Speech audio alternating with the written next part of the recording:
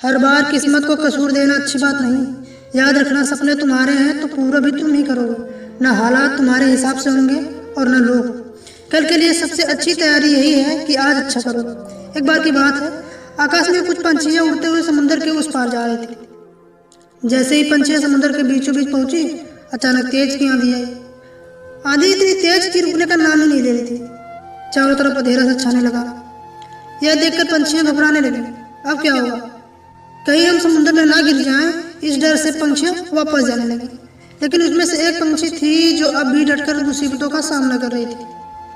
पता नहीं उसके मन में क्या था कि हटने का नाम ही नहीं ले रही थी। खूब चिल्ला रही थी कि देखो मैं किस तरह से तूफान का सामना कर रही हूँ, आई कैन डू इट। 1 घंटे हो गए लेकिन वापस होने का नाम ही नहीं ले रही थी। तभी उसने देखा कि एक नन्ही पंछी आई और देखते ही देखते तूफान को चीरते हुए समुद्र के उस पार जा रही थी। पहली वाली चिड़िया जो 1 घंटे से तूफान का सामना कर रही थी, अब वह थक चुकी थी। अब उसके अंदर इतनी शक्ति नहीं बची कि वह उस नन्ही चिड़िया की बराबरी कर सके। और बराबरी को छोड़ो, उसके पास इतनी ताकत नहीं बची कि वह अब उस तूफान का भी सामना कर सके। आखिरकार उस पंछी को वापस लौटकर जाना पड़ा। वापस जाने के बाद जो पंछियां पहले आ गई थी उसका खूब मजाक उड़ाई। बोलने लगी, क्या हुआ, बड़ी हिम्मती बन रही थी, क्यों चली आई, जाओ यू कैन डू इट। ये कहकर हंसने लगे। अब आप कहोगे कि आप पागल हो, इस पंछी ने कम से कम हिम्मत तो जुटाई, मेहनत तो की। हाँ, मैं मानता हूँ आपकी बात भी सही है, बट कुछ हद तक। अगर यह पंछी तूफान का सामना करने के साथ साथ आगे बढ़ने की कोशिश की होती तो जरूर यह भी उस नन्ही पंछी की बात पहले ही समुद्र को पार कर लेती। यह पंछी 1 घंटे तक तूफान से डटी रही। इसको लगा कि तूफान ही समस्या है, लेकिन एक्चुअल में यह समस्या थी ही नहीं।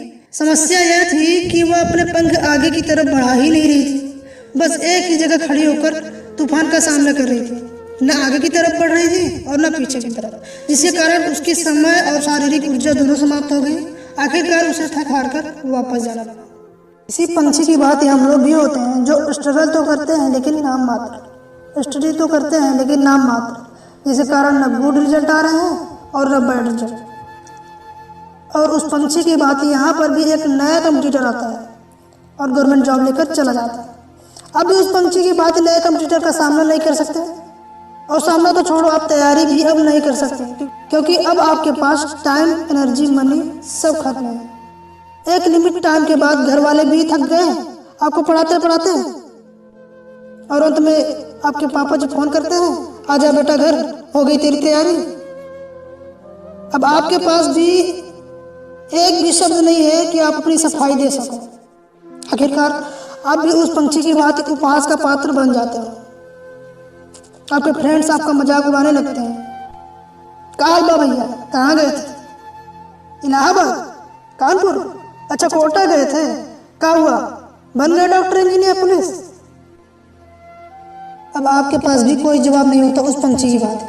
अगर आप चाहते हो कि इस तरह से कोई हमारी बेइज्जती ना करे तो लगा दो जी जान, तब तक मेहनत करो जब तक तुम्हें सफलता ना मिल जाए। या तो करो या फिर मरो। जिस दिन ये बात मन में ठान ली ना, उस दिन से तुम्हें कोई नहीं हरा सकता। हमेशा याद रखना, समय बहुत सीमित है, हमें इसका सही डायरेक्शन में सही उपयोग करना है। याद रखना, एक दिन तुम जरूर जाओगे और पाओगे कि उन चीज़ों को करने के लिए समय नहीं बचा जो तुम हमेशा से करना चाहते थे। इसलिए तो कहता हूँ, जो करना है अभी करो।